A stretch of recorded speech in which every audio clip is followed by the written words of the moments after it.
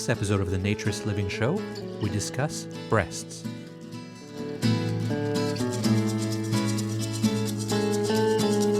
This episode of the Naturist Living Show is brought to you by Bare Oaks Family Naturist Park. At Bare Oaks, we offer traditional naturist values in a modern setting. Free your body, free your mind. www.bareoaks.ca.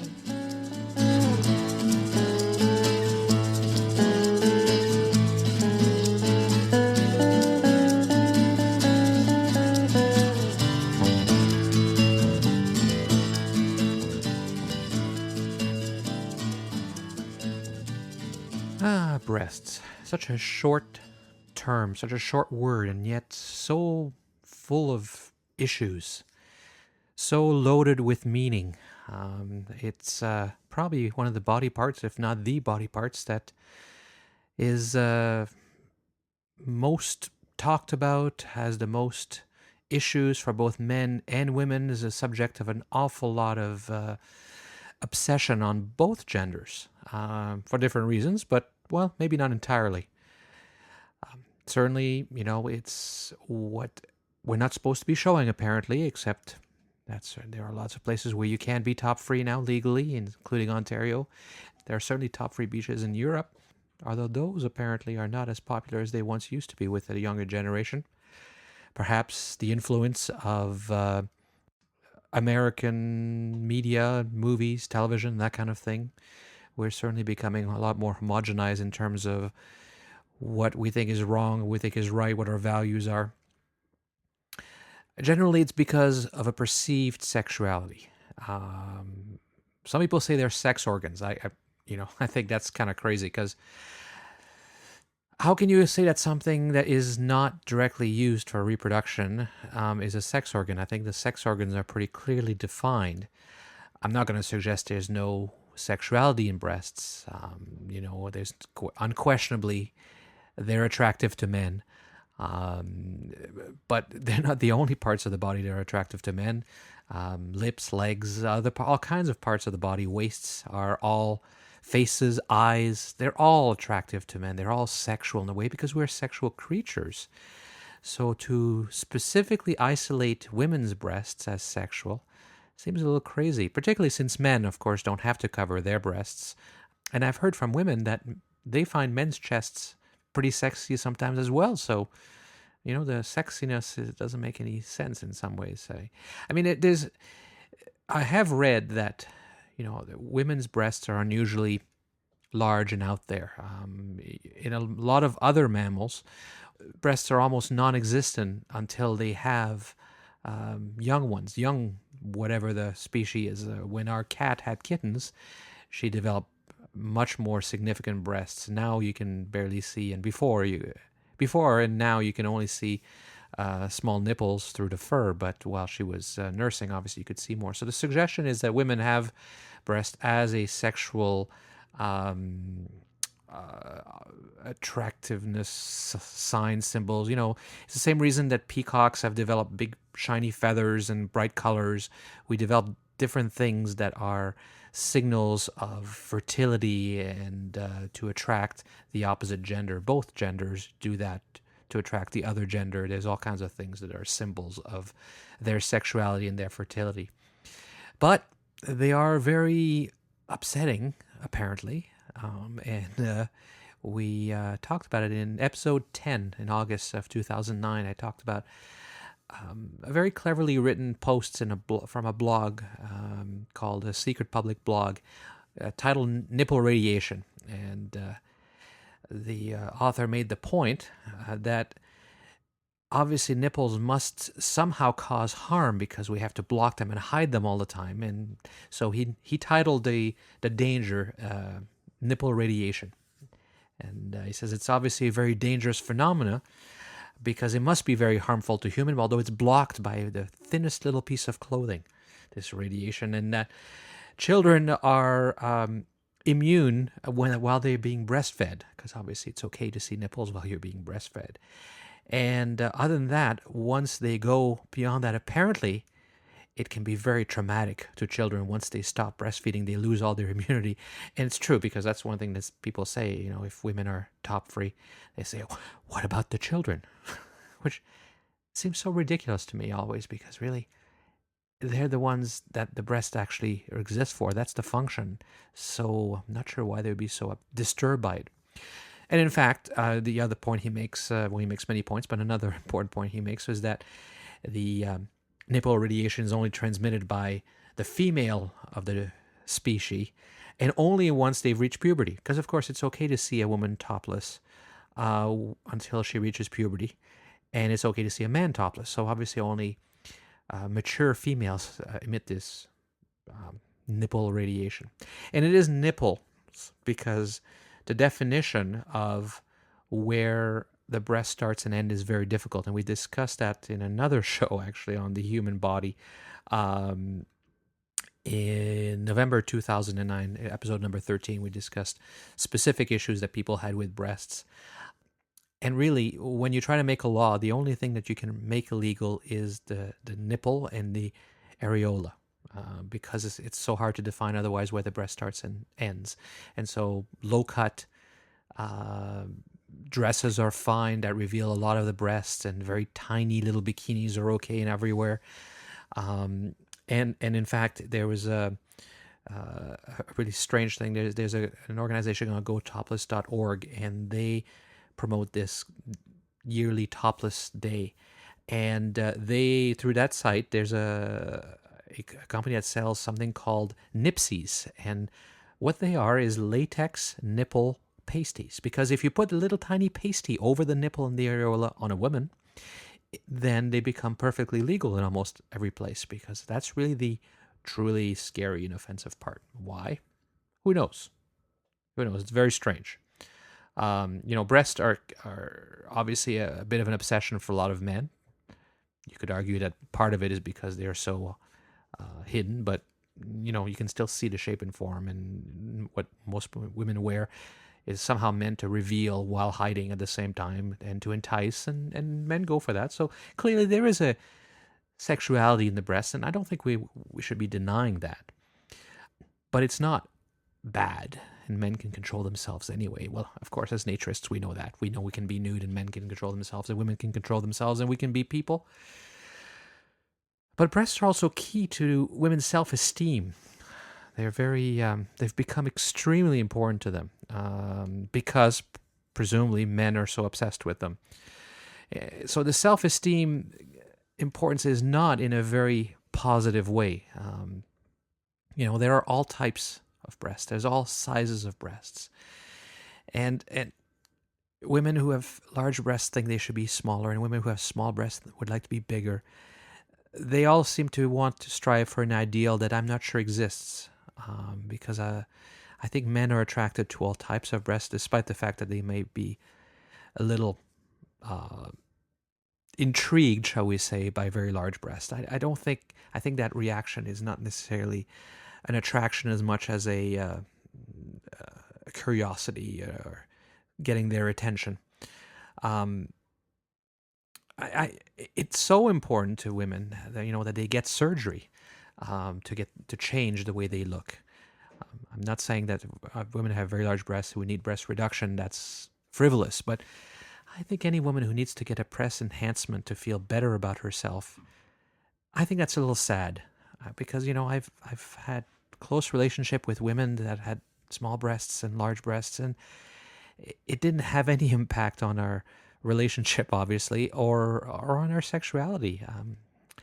I think women listen to the media, and we've talked about that a lot in the past about the harm that does, but I think women listen to the media and affected by the media far too much.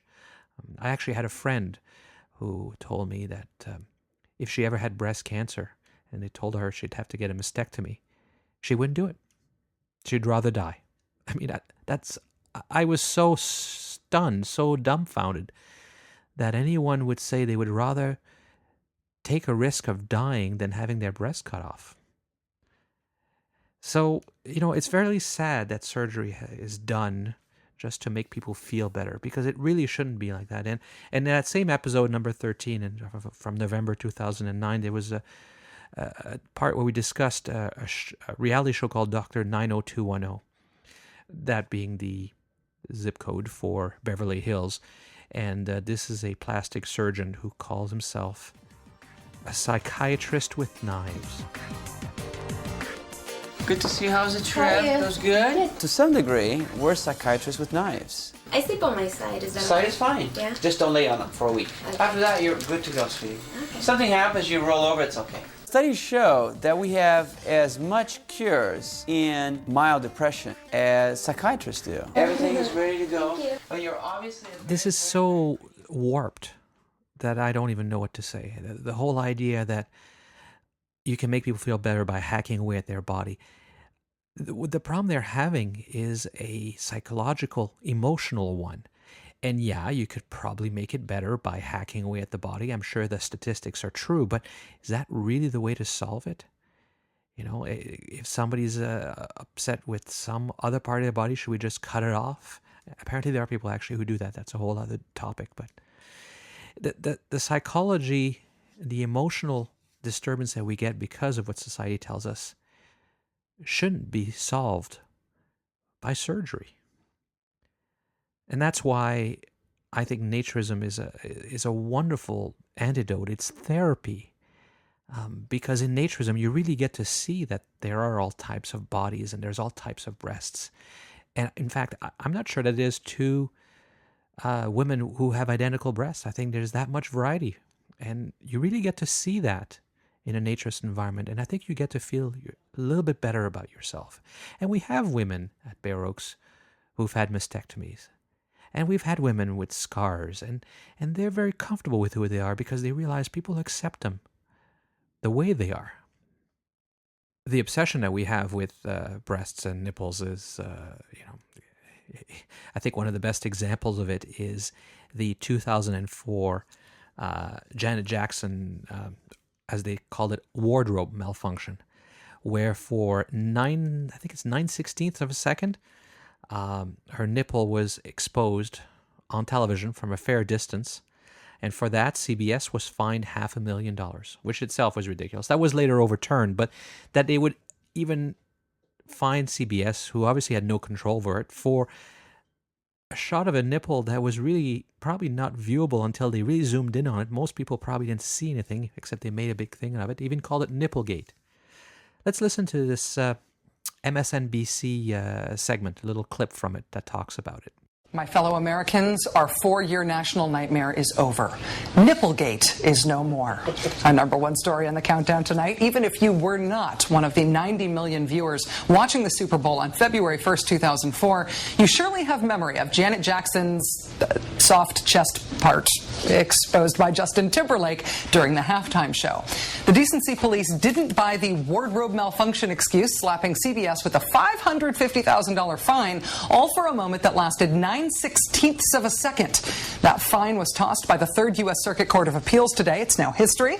Alas, there's no better way to commemorate this final chapter than by looking back at Countdown's original coverage of this earth-shattering story. The breast really is a perfect symbol about how conflicted we are about our own bodies, how uncomfortable we are with ourselves and who we are.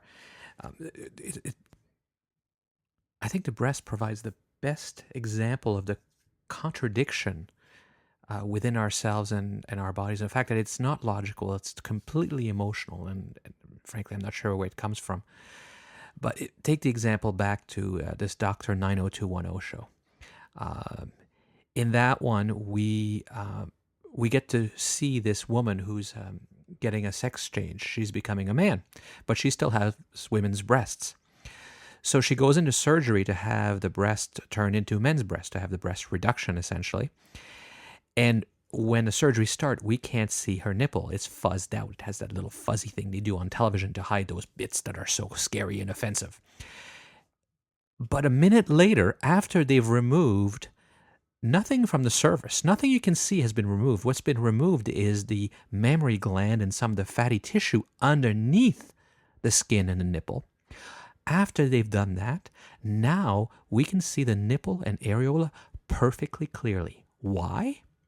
Because now it's a man's breast. showing you that there is no difference between a man's nipple and a woman's nipple. Some are bigger, some are smaller, but really, what's the difference? And a more recent example of that, actually, is in a show called Grey's Anatomy. And in this one, a young boy of 13 comes into hospital to have his, to get breast reduction surgery because he has women's breasts. 13 is young for plastic surgery, but your kid's not going to grow out of it. He's already gone through puberty, and his father's had the same condition his entire life. Look, if he had weight to lose, I would advise diet and exercise. But your kid doesn't have a weight problem. He has breasts. He needs excision of the glandular tissue. And yeah, it could wait till he's older, but he's a dude with breasts, and he's headed for high school, and there's no reason he should be subjected to the psychological damage that comes from years of taking schoolyard crap. Look, you want your kid to be a man? Let him make his own decisions. While this is going on, we are looking at this boy, and it is a boy, and he has in front on his chest what I assume is a very well done piece of makeup and prosthetics, because they look just like women's breasts. They look exactly like women's breasts, but they're not fuzzed out and they're not hidden. Why? Because either we are seeing a boy's breast, which is shaped like a woman's breast, or we realize we're seeing prosthetics. Either way, we're not seeing a real woman's breast. And apparently when they are not real, they're not scary and they're not offensive, and it's okay to see them. Does that make any sense? Just like the little pasties. Once you put the little pasties, even if they look like real nipples on them, then it's legal. In fact, if you wore a shirt that had pictures of your breast, if you're a woman, that will be legal because it's not the real thing.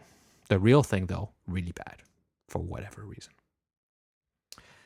There are lots of people who are fighting this, obviously, and there's been a lot of battles that have been won.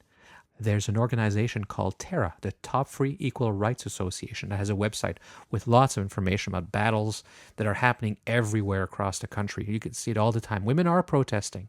Women are asking for equal rights, whether it's for breastfeeding or whether it's just for being equal with men and comfortable with who they are. Women are not necessarily accepting what you see and hear all the time in the media. So if you have a chance, go take a look at the TERA site. I'll put links, of course, as I usually do, to everything I mention in the show notes at naturistliving.baroques.ca. And I'll mention that again at the end of the show. This year, though, I'm doing this in 2011 if you're listening to this show later on. This year is a very special anniversary in Ontario because it was 20 years ago that a very brave woman named Gwen Jacob fought for the right to be top-free in Ontario. She was arrested after the second time walking around top-free on a particularly hot day. She was arrested on July 19th of 1991. That's 20 years ago. And she was charged, believe it or not, with committing an indecent act for merely walking around without a shirt on, just like her male friends were doing. She fought it. She lost. And then she appealed, and she won on appeal. The Court of Appeal reversed the decision. And that was 15 years ago, because that happened in 1996. So this is the year, the 15th and 20th anniversary of that very special event. And last year, actually, there's two brave young women who decided that they wanted to celebrate that. And so they had organized the Top Freedom Day of Pride, not a protest, because it is legal in Ontario. It's legal, but you don't see a lot of women doing it. It takes a lot of strength of character to be in public, whether at the beach or at the park or anywhere else, without a shirt on in Ontario as a woman, despite the fact it's legal. And that's because the societal pressure is still huge to not do it. You get the looks from the women, the disapproving looks, and you get the leering from the men who are a little deprived, I guess, because they get all excited they get to see a naked breast. So it takes a lot of strength of character to do what Lindsay and Andrea did. And they had their event on August 28th of 2010. It was a Saturday. And, well, I'll let you listen to my interview with them. How did this idea of having a top-free celebration start? Well, Andrea and I decided to go down to the river to go swimming one day because it was really, really hot this summer, and we decided to swim without our shirts on because I don't really think... Andrea didn't have a bathing suit that day, I'm fairly sure. So, to save our shirts, we went topless swimming, and we really enjoyed how it kind of felt to be kind of free and expressing our right to be topless in public. And then we kind of walked back to my house without our shirts on, and a couple teenagers were walking past and they kind of laughed at us, and we thought it was pretty funny. So we thought it would be an interesting concept to make a sort of little festival out of. There was also this big group of kids that like walked by. You remember seeing them, and they just like sneered at us and started laughing, and then we were walking away and we just like cracked up like the moment we were out of earshot. It was great. It was just, we were so shocking, and we were so surprised how, shocked people were. So how did you go from that experience to deciding you wanted to do the celebration? Lindsay and I took a picture of us on the porch, and we thought that was kind of fun.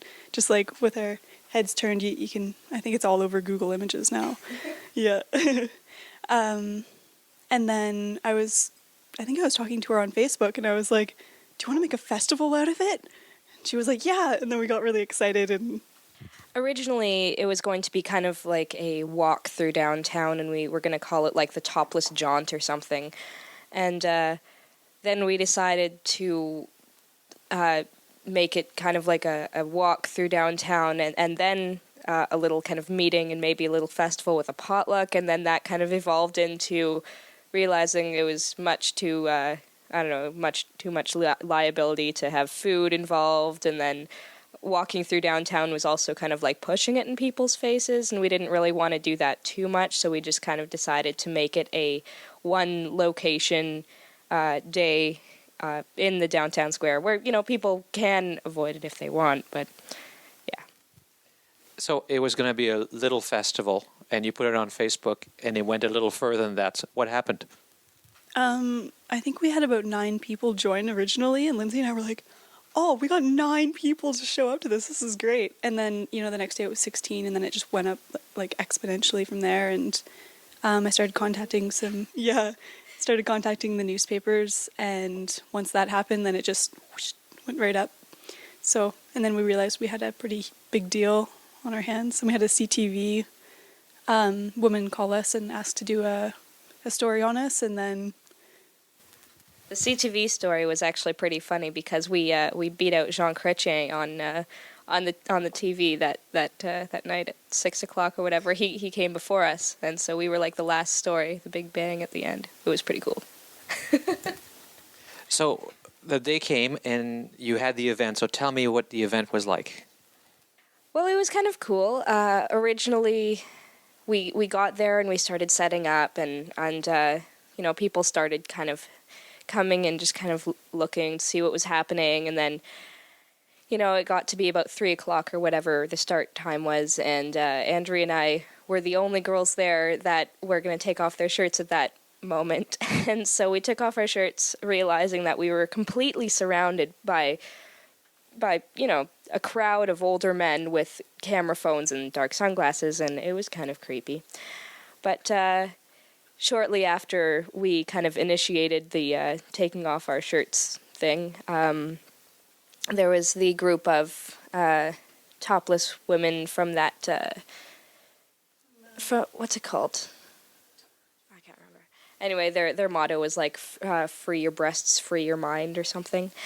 And so they showed up, and then that was another like 5 people. Then we probably had around 20 to 25 women without their shirts on at one point during the day. And it was really cool, too, because after about 2 hours, the men that were kind of standing around the outside of the square and just watching us realized that, it wasn't really a sexual event. We weren't taking off our shirts and, waving them in their faces. It was, just a bunch of average women walking around without shirts, and it wasn't really anything too special. So they kind of dispersed after they got bored and realized that, and then after that, it was a really comfortable, good day full of really good music and lots of boobs. So How did it feel? Let's call them the creepy men. How did it feel? You got there. There's all this creepy men with cameras, and you did it anyway. Did you think about not doing it? Yeah. I went up to Lindsay at one point, and I was like, because it was literally, there was this one guy at one of the tables, and he was just staring at us like that really intense, piercing stare. Yeah, and he had like his shirt open, just like this greasy old man. And I was about to take my shirt off, and I just like glared back at him as long as I could. And then I was like, okay, I'm freaked out, and I looked away. But I went up to Lindsay, and I was like, we don't have to do this, but we both knew that we did. So yeah, so I took my shirt off, and so did Lindsay. I think we did it at the same time, and we were gonna get painted. Originally, I wasn't gonna get painted, but it was too scary to be completely bare when we were the only ones. How did you feel, though, when you were doing it? Terrified. It was really scary. I was waiting for the lady that I'd been talking to and coordinating with previously, and so when I was getting painted, I saw her show up with like her crowd behind her. I think there was like about 5 of them, and I see them running at me without their shirts on, and I got really excited. I ran out and gave her a big hug, and then it was fine from then on.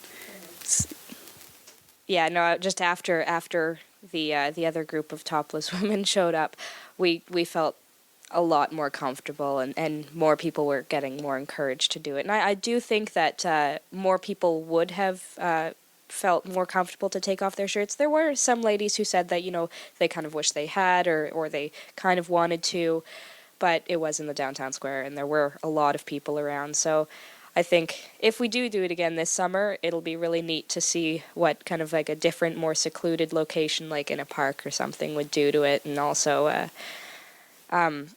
maybe discouraging onlookers or whatever. And while you were planning this, what kind of reactions did you get from people? I'm sure you were contacted by people from everywhere. What kind of reactions did you get? We got a lot of positive reactions, but we also got a lot of really negative reactions. A lot of them were like, think of the children, and I was like, well, breasts aren't that scary, so you think of your children. Anyway, we got a lot of really mean letters to the editor in the Mercury, and but we also got a lot of really positive kind of blog posts and emails and Facebook messages and stuff like that, kind of supporting us and telling and saying, I personally don't feel comfortable doing this, but I really respect you guys for taking the initiative to do this. When you say mean, what do you mean? What kind of mean stuff? Oh, we had so many of them. Oh, yeah, we got called strippers and exhibitionists. People were just saying that we're just doing it for attention and yada, yada, yada. Yeah, and said that just we were like stupid, stupid feminists or whatever. Yeah. Were the criticism mostly from men or from women?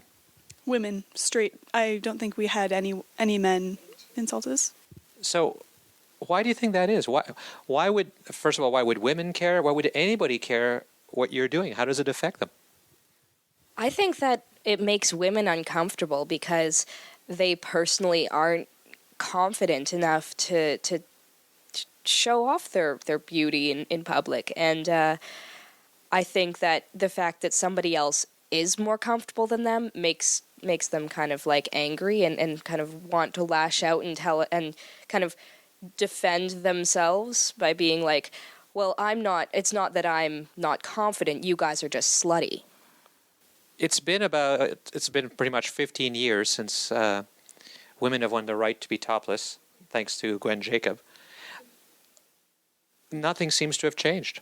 I mean, really, what you did was very difficult, and the reaction was very negative. The only thing that's different, I guess, is it wasn't illegal.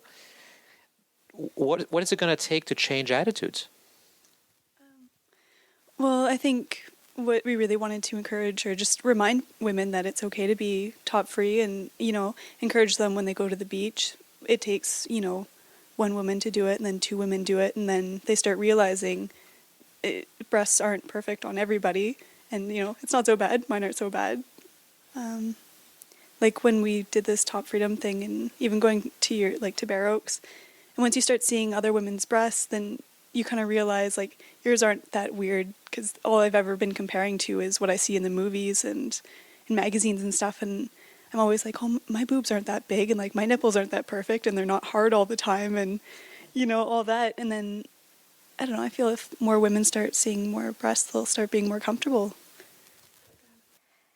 I think it just takes one or two really confident people to kind of start doing it. And, Andrea and I aren't incredibly confident. We went to the beach this summer, and we were like, all right, we should kind of become more comfortable with being topless around people, because we can't really make, this event the first time, because that would be way too scary.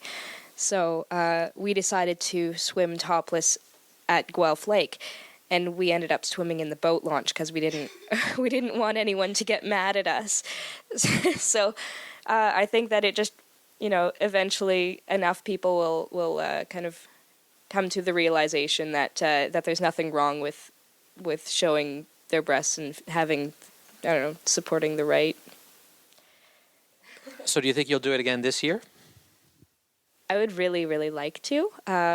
We have a couple people interested in helping us out with the planning aspect, and we've got a lot of bands that weren't able to play last year because we ran out of room in our schedule, and so they are interested in playing this year, and it seems like a lot of people are kind of really supportive of doing it again, except for my parents. But Well, and what would you do differently this year? I think we'd both like to make it more of a festival than it was last year, and also move it to a more comfortable area, because the downtown core, it's pavement, it's in the most bustling area of Guelph, in downtown Guelph anyways. So move it to a park so it could be like a festival, and people could sit around and listen to music and, sunbathe a little bit and just be really, really comfortable, and not have a bunch of men gawking at them, or the expectation that a lot of men were going to be there, because some people decided not to come just because they thought it would be like it was at the start. So another thing about it being in a park this year too is, ideally we want to feel comfortable, being top free everywhere, but chances are we would only ever be really like top free in like kind of like a park situation, or like a beach, or somewhere more like that you would be kind of lounging around. Whereas, I probably wouldn't walk down like downtown with my shirt off on a regular summer day. That's like, I don't know, that's not so much something that I would like to accomplish, rather than like just feeling like I'm able to take off my shirt at the park and walk around or sunbathe and feel fine about it. So having it in a park situation does kind of make it more relevant with a situation that we would do that in. Now, what did your friends say? A lot of my friends were actually really supportive. I think that I probably have a pretty good group of friends, and a lot of them showed up, and some of them took off their shirts and stayed for the whole day and helped me man the merchandise booth, and one of my friends ran all the sound for us, and like, they were great. They were really supportive, and one of my friends actually had the radio show on CFRU and brought me in and talked about it on the air for like half an hour, and it was great. Like, there were a few people that were like, oh, well, that's fine, I just probably won't talk to you for a while. But no, most of them were great. yeah, same. We're kind of like in the same type of people for friends. But yeah, it was really nice to see my friends come out, and my boss was there. That was kind of weird, but yeah. But yeah, no, it was really good. Everyone was really supportive. I didn't have any friends that disapproved, and even my aunt talked to me, and she was not exactly supportive, but she was like, good for you for doing something you believe in, so it was good. That took a lot of courage, and I've got to give a lot of credit. It's not every 19 or 20-year-old that has that kind of strength of character and the ability to go ahead with their principles, regardless of what the people that they know think of them, and regardless of the criticism and the pressure not to do it. But ultimately, they were able to do this because of a very important precedent set 20 years ago by an equally brave 19 or 20-year-old. I'm not sure how old she was. The precedent is known in the courts as R versus Jacob, and it's been cited over the years many, many times. It's a true benchmark. It's really changed the law, and it was even in 2005, it was even cited in a Supreme Court of Canada case. It's that important. The person, of course, is Gwen Jacob. I really wanted to meet her. I really, she was an influence on me when I was in university myself about 20 years ago. She's a bit younger, but I saw the courage that she had and the perseverance and the strength of character, and it certainly showed me that one individual can indeed make a difference. She did the fight with very few resources, with essentially no money, and at that age, very little life experience. But she persevered and she managed. So I managed to contact Gwen Jacob, and what follows is my interview with her.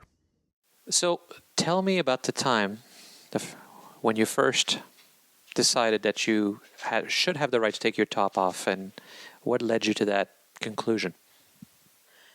Well, it was something that I'd been discussing with my girlfriends for some time, and we walked out of the extremely air-conditioned university center at the University of Guelph into a wall of heat and humidity.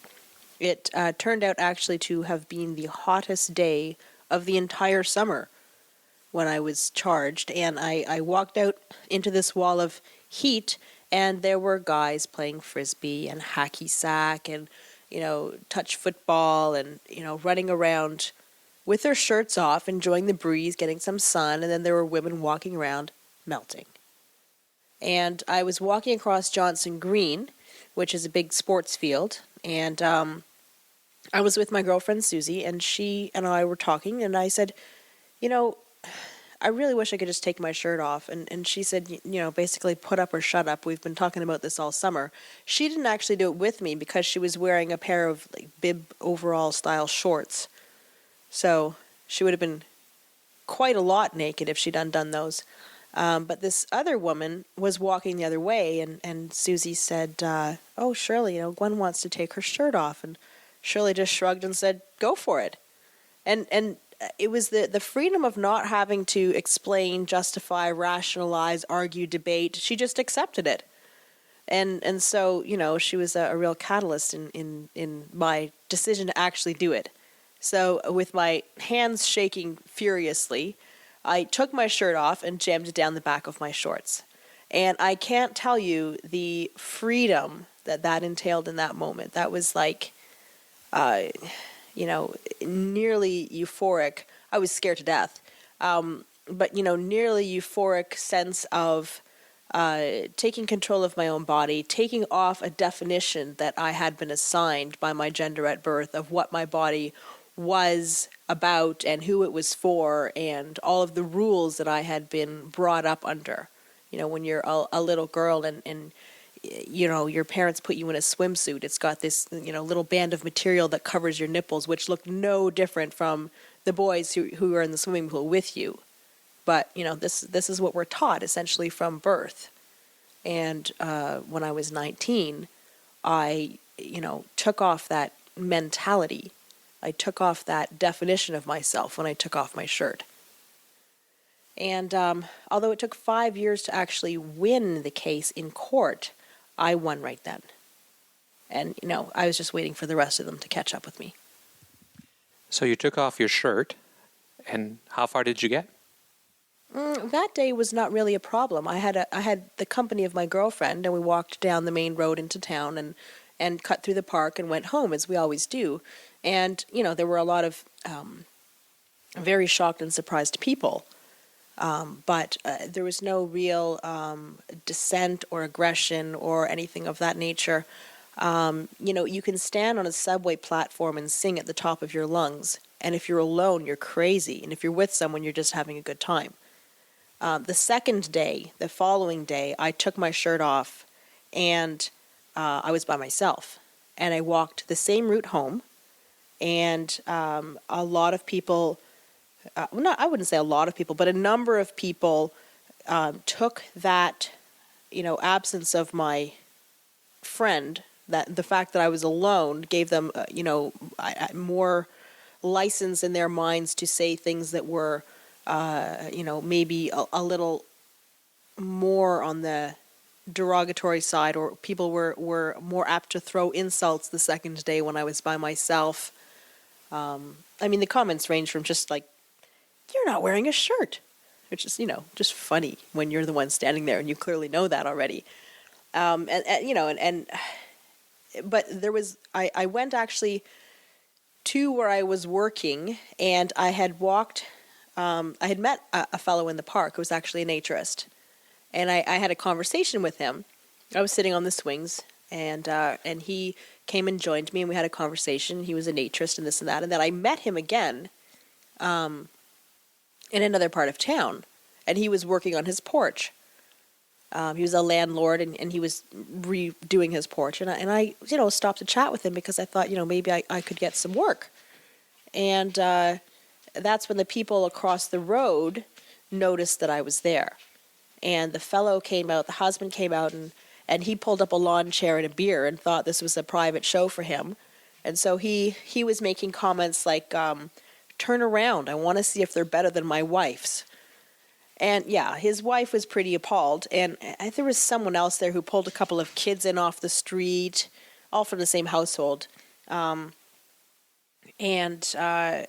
She ended up calling the police.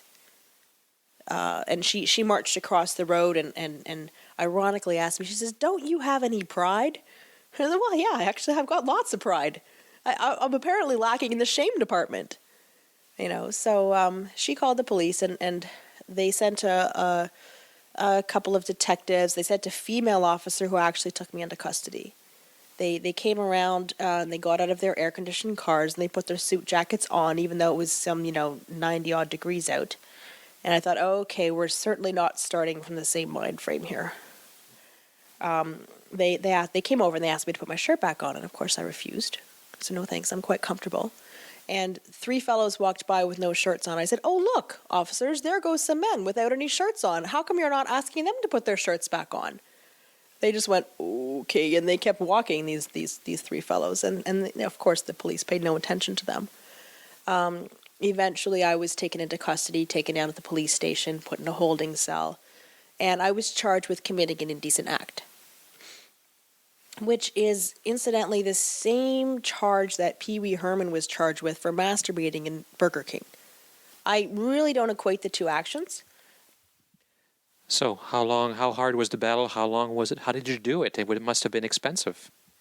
It wasn't particularly expensive. It may have been more expensive in the fact that, while my entire life was consumed by this court battle, and really more so by the whole media circus that surrounded it. I did, hundreds of interviews. I appeared on talk shows. I did a speaking tour through the universities in the area, and that took up a lot of time, which I wasn't holding down a job instead. So it didn't cost a lot in terms of actual cash that I had to spend. I sold T-shirts, ironically, that raised money to cover the lawyer's disbursements, and the lawyer didn't actually charge a fee for his services. He just took it on because it was an interesting case. And, I was 19 years old. I didn't go out and seek out, a human rights lawyer to do this. I just walked in off the street to some guy whose sign in the window said, he took legal aid. And I don't think I actually got legal aid. I just paid him with T-shirt sales. His name was Jeff Wright. And he took the case to court, and we lost. And so I was charged $75, which is, whatever, $37.50 per breast. And I never paid it. I launched an appeal and took it to the next level with a family law lawyer who someone had gotten me in touch with. She was from London, and she didn't have any experience in criminal law, but she was passionate about the case. And we took that to the next level of court, and we eventually won. Many adjournments, many return visits, 1,000 or so interviews. The battle was about changing public perceptions. And I actually learned a lot about working with the media because I would give an interview and they would ask me a specific question and I had to answer it to get past it, but then they would take a little sound bite, and the impression that was left with the viewers or the readers was not necessarily what I was trying to get at. And I also learned that you could deal with a reporter who was very supportive of what you were talking about, and then the editor would slap some title on the article that would give a completely different impression, and that's the first impression that someone gets when they pick up the paper. So it was quite interesting, and I learned to watch the news a lot differently. Having been in the news, I had a completely different perspective of the media forever after. I intuitively look for spin in stories. I wonder about what question was asked that prompted the response, and I marvel at politicians who hear a question, say thank you for asking that, and say something absolutely unrelated, because they know what they're trying to get across to the public, and they won't be steered off course. It's not honest, but it's effective. So all of that was quite an interesting learning experience, a very big part of shaping who I was as I grew up, because of course at 19 you already think you are grown up. I'm twice that age now. And looking back, I think, wow, I don't know how I did that. I did it without Facebook. I did it without Twitter. I did it without, any sort of social networking media. And for the most part, I did most of it myself. After the appeal, certain people who were very close to me started taking on some of the interviews, started doing something, so I didn't have to be everywhere at once. And that was great. But, if I was doing that today and I had access to social media, it would be a completely different situation. As it was, people would show up at universities to hear lectures that I was giving. They would show up, practically with pitchforks and flaming torches, and they were coming to get me. And they would hear what I had to say and why I was doing what I was doing and why it was important and what my vision was, what I wanted to see come out of this at the other side. And they would leave buying my t-shirts and giving me donations. And that's the difference between hearing it through the media and hearing it from me.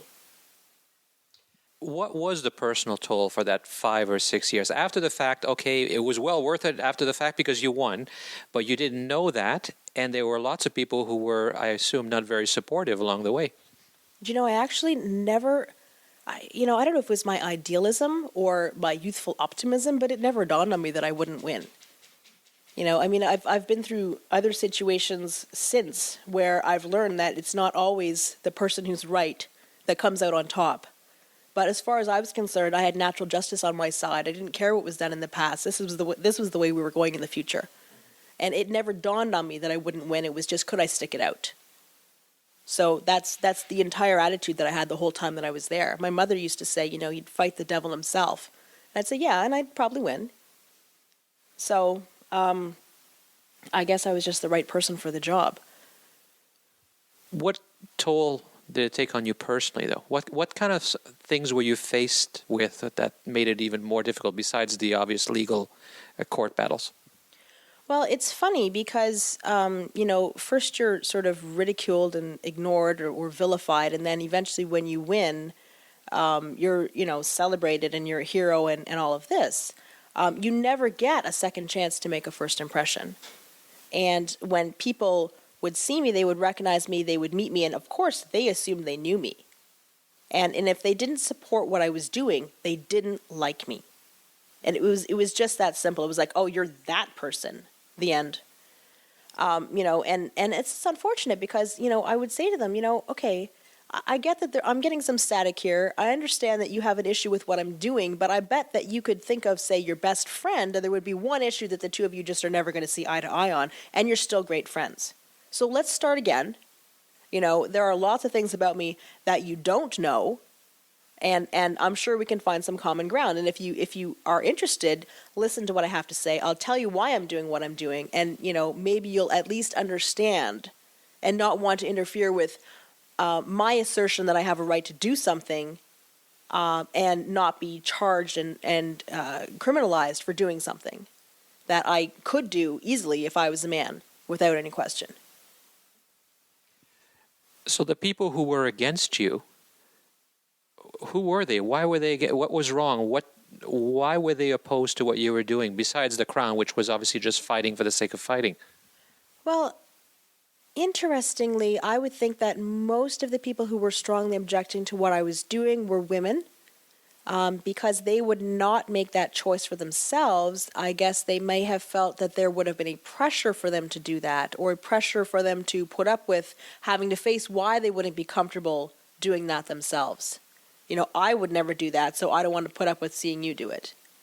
And I would say to people, I mean, we did a rally when we walked across the Peace Bridge, and there were a number of women who showed up who were just not interested in taking off their shirts. And I said, you could go to a pro-choice rally around the abortion issue, and even if you were never intending, if you could never personally see yourself making that choice, you could still support the right of other women to have that choice. This is a rally. This is a rally. This is a fight about having the freedom to do it, not being told you're a criminal if you make a choice because it's different than something someone else would choose. And it's not about what you would personally necessarily want to do yourself. I mean, I spearheaded this movement. I didn't really mean to start a movement. I was just trying to catch a breeze. I was 19 years old. I wasn't interested in becoming an international celebrity. It just sort of happened. It sort of came with it, and I stuck with it, and I followed through. But it wasn't what I was out to do. I wasn't out to do that. And today, you know, I may take my shirt off here and there occasionally, but it's not something, you know, it's like, okay, we can, so let's all. It wasn't about that. And some people criticize me for, there are so many really big, important issues. You know, why aren't you fighting for, access to childcare? Why aren't you fighting against, violence, domestic violence, violence against women? Why aren't you fighting against this and that? And I said, well, supposing the government said to you tomorrow, makeup is illegal. I mean, really, who cares, right? Okay, so fine, we all get to see what we really look like. The end. There would be a revolution in this country. It's so trivial, it's so unnecessary, but it's a personal choice. Some choose to do it, some choose not to do it. But if you tell people you're not allowed to do it, you've created a whole other issue. That's an issue about the state interfering where they have no business. And so it was a fundamental issue to me. It wasn't a trivial issue. It was a basic issue of personal rights and freedoms. And the government doesn't have any right to go there. Was it also an equality issue or a freedom issue? Because if the government said, fine, we're going to make it illegal for men and women to be top-free, topless, would that have been okay with you? I don't think so. I don't think I would have wanted to see society go backwards and become more repressed and less free to, express ourselves. I don't think that would have been the way to go. Because it's still the government butting in where they really have no business. It was, only 50 years prior to that, the men were not allowed to take their shirts off. And there was never a law. You can't go through the criminal code and say, oh, here's where it says you have to have your breasts covered from here to here. You have to cover your areola of your nipple. There's nothing specifically written there. It's a very broad-based law that's open to interpretation, and it's done that way so that as social mores change, we don't necessarily have to keep to the same standard, and we don't necessarily have to go back and rewrite the law. And because people are creative, and you can't possibly cover every specific indecent act that one could conceive of doing. So it's just a very general law, and it's open to interpretation. And no one had ever challenged it. It wasn't a law. It was an unspoken social contract that this was just not what women did. And, 100 years prior to that, it was women just didn't vote. Or women just didn't work outside the home, or women just didn't, and now we do. So Gwen is a mother, and she obviously she breastfed her children, and she breastfed them in public. In fact, she was breastfeeding them in the court on the last days of her trial. And that's what breasts are ultimately about. That's why they exist. We are mammals. Those are mammary glands. That's what makes us mammal. We nurse, we nourish, we feed our children, our babies, from the breast. And yet it's still a battle, despite it being widely recognized as an ideal way of feeding children, the best way if you can. That wasn't true when I was born. When I was born, they believed that we could do better. Why do that breast milk thing which is done by your body when we can synthesize chemically some much better formulas that are just right for children? Turns out we weren't so right. Turns out that breast milk even changes from time to time. When my wife Linda was feeding our children, I was always amazed by how the body knows exactly what the children needs. Our kids would feed every few hours during the day, and we were lucky that our kids did not feed at night. So you would think that, 6, 7, 8 hours without feeding the children, when during the day they feed every 2 hours or so, that Linda's breast would become engorged with milk. But no. The body adjusted and made just enough milk, just what she needed, what the kids needed at the right time. And it's so practical when people talk about, how formula's convenient. It's not. When you're feeding, when you're nursing, you're always carrying with you what you need for your children. It's always mixed. It's always at the right temperature. The only thing that gets in the way is society's reaction. And despite the fact that in most places it's still recognized now as a right and the right thing to do and the best thing to do and something we should accept, people still get told to stop what they're doing, to stop feeding, to go somewhere else, to go and feed in the bathroom and the toilet, or to hide in a corner, or to bury themselves under a blanket so nobody can see because they're so upset, so offended, so disturbed by what should be so natural. Just recently, in Montreal, there was a woman who was thrown out of a store or told to leave because she was breastfeeding in a children's store, ironically, of all places. Because you know what happens when children see those nipples or breastfeeding. No, I don't know, actually. What is it? Can somebody call me or send me an email and let me know what is the damage to children? Because I have never been able to figure it out. But, as usual, thank goodness, there was a small army of women who fought back and who organized a breastfeeding sit-in to protest, to make sure that society doesn't forget and that their rights are held up.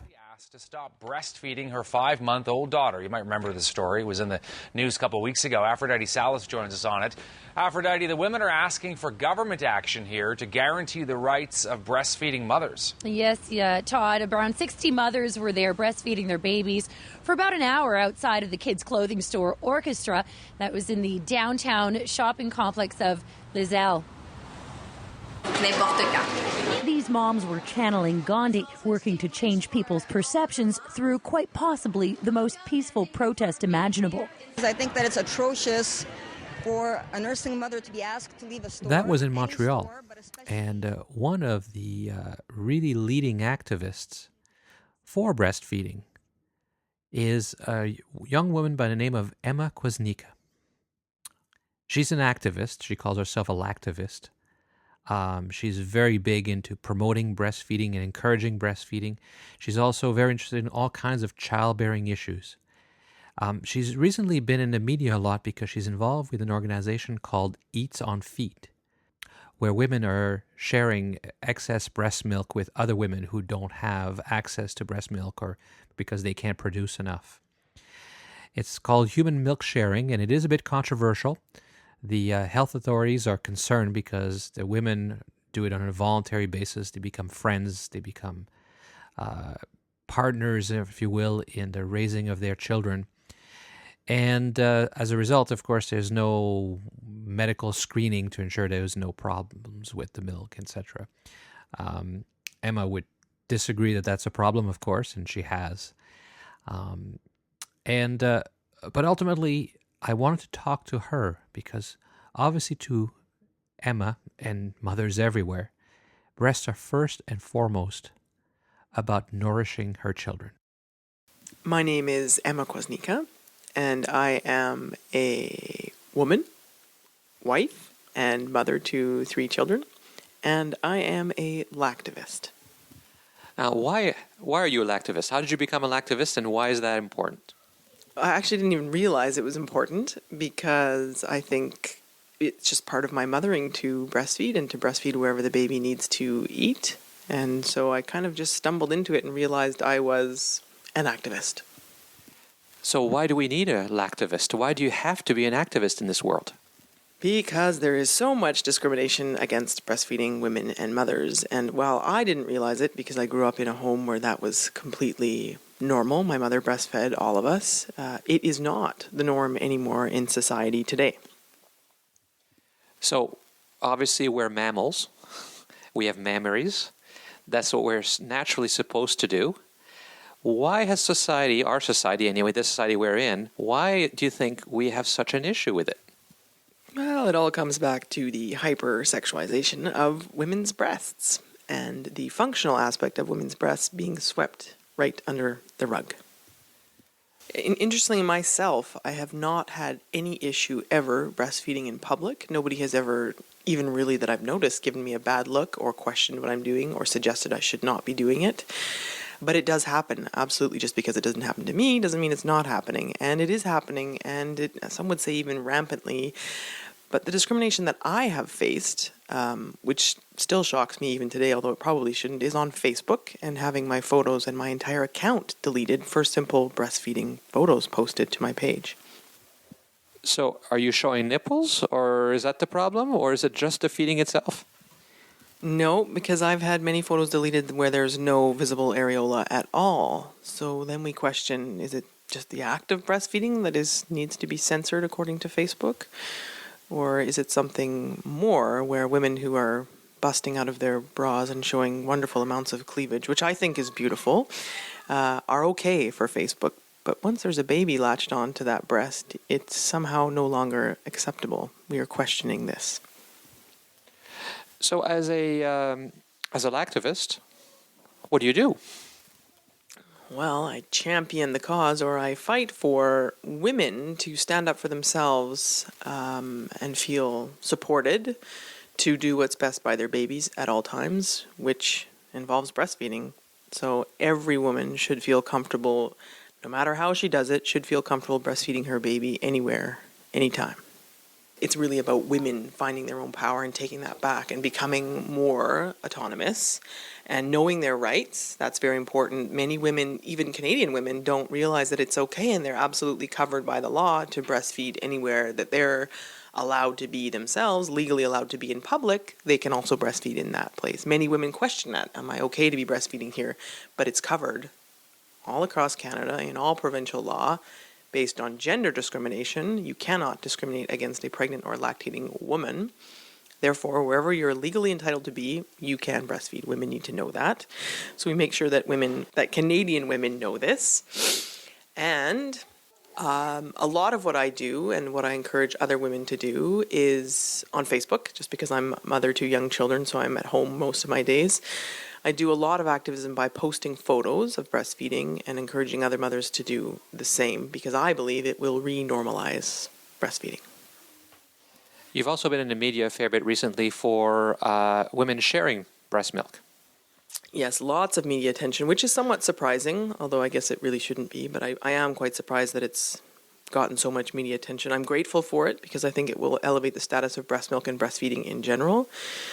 But Eats on Feeds Global is a breast milk sharing network based on Facebook pages and chapters. So all of the states in the United States and all provinces in Canada are covered, and women can meet online on the Facebook pages to connect with those who have a surplus of breast milk and those who have a need. It's been a fantastic launch and apparently very popular. But what's the controversy then? Breasts. Breasts are at the heart of all. Yeah, media loves that. So as soon as breasts in any capacity, even if it is breastfeeding, are involved, the media jumps on it. So I guess I expected a bit of that.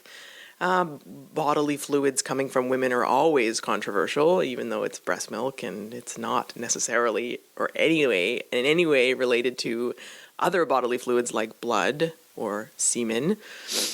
Breast milk is different. It's a food, and many people don't realize that, but that's an important clarification to make. Unfortunately, the media has run with it being compared to blood and other bodily fluids. But breast milk is not a biohazard, for example, and many people don't know that. You have some issues with the people who are contacting you or following you through Facebooks or other things being actually men pretending to be women, right? Yeah, me specifically, because they have contacted me, but we are finding there are some men who are contacting women on the Eats on Feet's global network pages requesting breast milk. But they have gone so far as to pretend that they're women or to explain that they have some sort of immune condition that breast milk, their doctor said, would help them, so they should come to Eats on Feeds and ask for breast milk. A bit shady, but that certainly is out there. So why do you think do these men have these unusual kind of fetishes? Where does that come from in our society? Yes. I think once it becomes, incessantly messaging women and this obsession with getting their hands on breast milk or wanting to know how the breast milk comes out of the breast or being particularly interested in how your child breastfeeds at your breast, I think we're into the realm of pathology at that point. I am concerned for the future of humanity because I really do feel like this is coming from the fact that many of us and many of the men with these problems were not nurtured at their mother's breasts and were not nurtured from a particularly sensitive, emotionally or physically mother. And so we have all of this. I mean, it's based on many other things as well, but I think a large part of it is how the lack of mothering that happens for these humans. So how do we make the world a better place? How do we get over this? Is it going to get better or is it going to get worse? I'm sensing it's going to get worse before it's going to get better. I have a hope for breastfeeding in that the more we see it, the more we renormalize it, the more we see it out there in public. And in what I do with my work on Facebook, the more we see breastfeeding photos and the more support, not just other women, but in general public looking at these photos, the more it will become normal again. If we hide it away and shame women and tell women we cannot post our breastfeeding photos, then it's just going to get worse. That's no way to beat what's happening. That's no way to fix the problem. And it's a very gloomy future if that is allowed to continue. So I'm fighting hard so that stops. So you're a activist, but you're not a top-free activist. How do you feel about top-free rights for women? Yes, I think because I hadn't grown up with that, and in Quebec and in British Columbia, I think that right is not protected. It's not sort of been on my radar until my activism on Facebook and actually meeting Paul Rappaport. I find myself becoming a top-free activist as a result of this because I think the two are tightly interrelated. And it'd be interesting to see, I mean, I guess it is a Canadian federal legislation, so women technically could start pushing the envelope in other provinces besides Ontario. And you may find me as a part of that movement in the future. So here is the Indiscrete Breastfeeding Manifesto. It was written by a woman named Sunday Horn in North Carolina in 2001. She's the mother of 3 children. And I think it really summarizes it well. It says, I will nurse my child anytime, anywhere, no matter who is present or what I am wearing. I will bear my breast with pride and confidence. I will not apologize for nourishing or nurturing my child. I will not smother my child with a napkin or blanket. I will smile at everyone around me and ignore rude stares. I will know that I am giving my child the perfect infant food from the most efficient, ecological, and economical delivery system. I will know that I am giving my child a healthy start that is his or her birthright. I will set an example for women and girls, educate the public, dispel breastfeeding myths, desexualize the breast, and make the world a better place, all through the simple act of feeding my child. I think that's really well put and really well summarized. So I will summarize by saying that women do need to take control of their bodies. And they need to recognize that their breast, while obviously part of being a woman and part of femininity, is not their entire identity. And that their uniqueness is who they are, and that's where the true power is. Their breast is an important part of what they can do and what they are, but it is first and foremost for their children. Men, of course, need to relax a bit and see the big picture too. Men need to stop looking at breasts as just objects that are attached to women and seeing them as part of the woman, part of what gives women strength, part of that amazing thing that is woman, that makes children and feeds children and raises them. We're part of that. We're part of humanity. Men and women should be together, should recognize each other. And at the end of the day, that's what naturism can bring to the world. Through naturism, people recognize that we are whole, entire bodies, that we are not ashamed of our bodies. We are not embarrassed by our bodies. We are not offended by other people's bodies, that all parts are equal and all parts form the whole, that is the person, the being.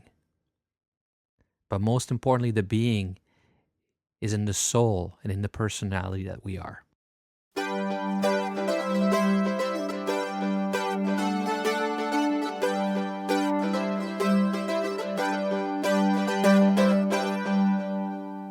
So that's it for this episode of the Naturist Living Show. Thank you once again for listening. My name is Stéphane Deschaines. I'm your host for this episode of the Naturist Living Show and the owner of Bear Oaks Family Naturist Park. You can find links to all the things I talked about, all the sites, all the different items that we discussed on the show notes at the website for the show at naturistliving.bearoaks.ca. Please keep sending comments and suggestions. If you have anything you want to share with us, send us an email at naturistliving@bearoaks.ca. That's B-A-R-E, of course, bearoaks.ca because we are in Canada. Join us again in about a month for the next episode of the Naturist Living Show. This episode of the Naturist Living Show was brought to you by Bear Oaks Family Naturist Park. Traditional naturist values in a modern setting. Traditional values means that naturism is more than just taking your clothes off. It is a life philosophy with physical, psychological, environmental, social, and moral benefits. Bear Oaks Family Naturist Park strives to promote those naturist values in a modern setting that provides the amenities and services that our members and visitors expect. Free your body, free your mind. Learn more at www.bearoaks.ca.